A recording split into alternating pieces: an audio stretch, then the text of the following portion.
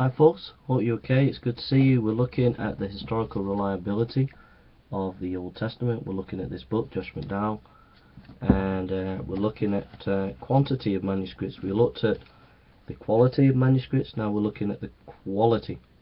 Even though the Old Testament does not boast of the same quantity of manuscripts, MS, as the New Testament, the number of manuscripts available today is quite remarkable.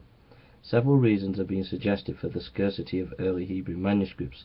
The first and most obvious reason is a combination of antiquity and destructibility. 2,000 to 3,000 years is a long time to expect any document to last. Nonetheless, several lines of evidence support the conclusion that their quality is very good. First, it's important to establish the quantity of manuscripts available. There are several important collections of Hebrew manuscripts today. The first collection of Hebrew manuscripts made by Benjamin Kennicott in 1776 to 1780 excuse me, and published by Oxford, listed 615 manuscripts of the Old Testament. Later, Giovanni de Rossi 1784 to 1788 published a list of 731 manuscripts.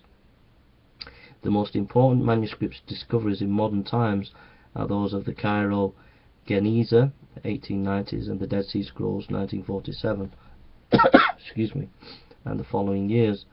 The Cairo Synagogue attic in Geniza, or storehouse for old manuscripts, was discovered. 200,000 manuscripts and fragments, and some 10,000 of which are biblical.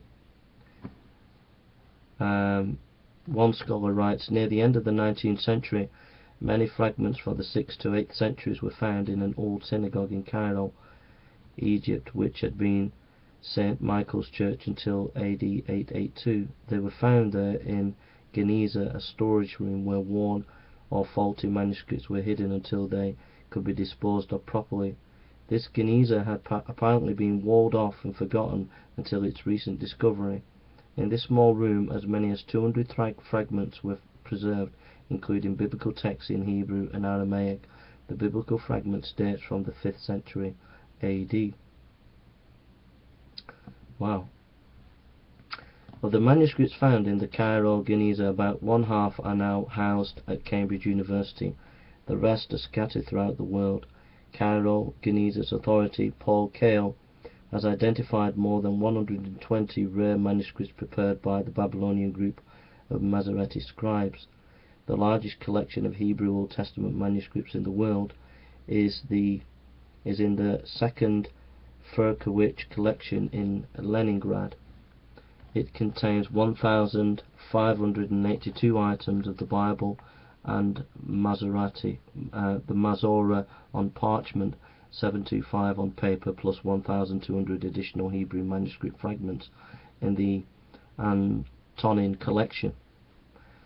Kale, the scholar, contends also that these Antonin collection manuscripts and fragments are all from Cairo Geniza. In the Furkowicz collection are found 14 Hebrew Old Testament manuscripts from between the year AD 1929 and AD 1121 that originated in the Cairo Geniza, 1121 AD. Cairo Geniza, or Geniza, manuscripts are scattered all over the world. Some of the better ones in the United States are in NLO Memorial Collection at the Jewish Theological Seminary in New York. The British Museum Catalogue lists 161 Hebrew Old Testament manuscripts at Oxford University. The Bodleian Library catalogues lists 146 Old Testament manuscripts, each containing a large number of fragments. Gotterson estimates that in the United States alone there are tens of thousands of Semitic manuscript fragments, about 5% of which are biblical, more than 500 manuscripts. The most significant Hebrew Old Testament manuscripts date between the 3rd century BC and the 4th century AD. Of these, the most remarkable manuscripts are those of the Dead Sea Scrolls, which date from the 3rd century. BC to the 1st century AD. They include one complete Old Testament book, Isaiah, and thousands of fragments which together represent every Old Testament book except Esther. See the section called the Dead Sea Scrolls in Geisler's book. The Dead Sea Scrolls manuscripts are highly significant because they confirm the accuracy of other manuscripts dated so later. For example, the Cairo Codex of AD 895 is the earlier Masorati manuscript prior to the Dead Sea Scrolls discoveries. It is now located in the British Museum. Also called Codex Cairnensis, it was produced by the Masoretic Moses ben Asher family and contains both the later and former prophets. The rest of the Old Testament is missing from it. Codex of Prophets of Leningrad, AD 916, contains Isaiah, Jeremiah, Ezekiel, and the 12 minor prophets. The earliest complete MS of the Old Testament in the Codex Babylonia Petro-Platonos, AD 108, located in Leningrad. It was prepared from a corrected text of Rabbi Aaron ben Moses ben Asher before AD 100. Aleppo Codex 900 is an exceptionally valuable manuscript. It was once thought lost, but in 1958 was rediscovered. It did not, however, escape damage. It was partially destroyed in the 1947 riots in Israel. Aleppo Codex was the oldest complete Masoretic manuscript of the entire Old Testament. British Museum Codex, AD 950, contains parts of Genesis through Deuteronomy. The Ruchelin Codex of the AD 1105, this text was prepared by the Masorati ben Naphtali. This brings up the question of the faithfulness of the transmission of the Bible text. There are numerous types of manuscript errors which the textual critics may discover in the early manuscripts of the Old Testament. These will be discussed in a later section of chapter 4. Are these of so serious a nature as to corrupt the message itself, or to make it impossible to convey the true meaning? If they are, then God's purpose has been frustrated.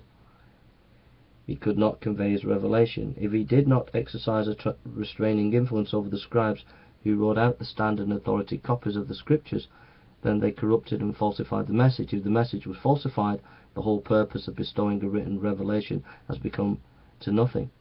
For such a corruption, scripture would be a mixture of truth and error, necessarily subject to human judgment rather than sitting in judgment.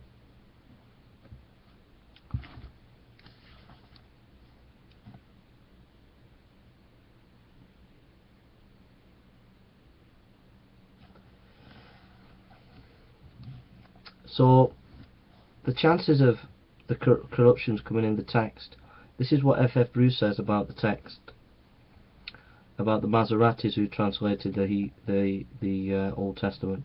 The Masoretes were well disciplined and treated the text with the greatest imaginable reverence, and devised a completed system of safeguard against scribal slips. They counted, for example, the number of times each letter of the alphabet occurs in each book. They pointed out the middle letter of the Pentateuch and the middle letter of the whole Hebrew Bible, and made even more detailed calculations than these. Everything countable seems to be counted, says Wheeler Robinson, and they made up mnemonics by which the various totals might be readily remembered. F.F. Bruce, an eminent scholar. So the point what we get here is basically, if you look at like how many copies do we have of Homer, how many ancient copies do we have of Tacitus, I think we have hundreds of copies of Homer, we have a handful of copies of Tacitus. Here we're talking thousands of copies of the Old Testament, which shows you that the fact that these have been preserved shows you that this text was seen as very, very important, and because of that importance, it was respected, and it was passed on from generation to generation in a faithful way, and we're going to see that in more detail as we go on.